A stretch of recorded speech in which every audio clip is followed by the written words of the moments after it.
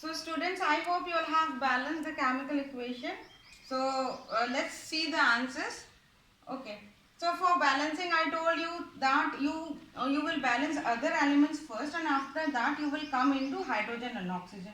So see, potassium is 1 potassium balance. Chlorine 1 chlorine is also balanced. Here oxygen is 3. Here oxygen is 2. So we need to balance the oxygen.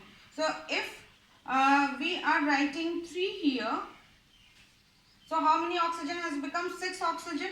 So we need to make this oxygen also 6. So let's write 2 here.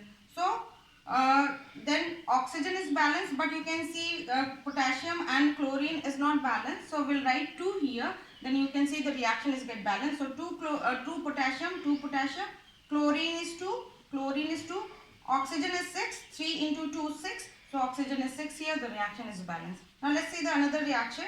Now in this I said that hydrogen and oxygen will balance at the end, but other elements will balance first. So you can see carbon is 1, oxygen is 1, oxygen is 1.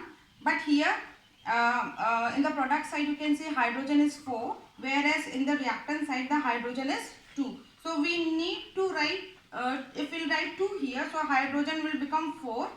So now you can see the reaction is balanced. So this is methanol.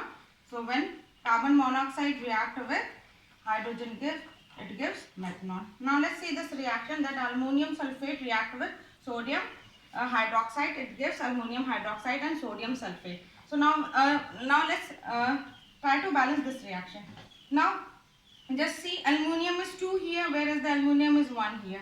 Then sulfate is 3, sulfate is only 1. Then sodium is 1, sodium is 2 here. So we need to balance this reaction. Okay, so if the aluminum is 2 here, now let's write aluminum 2.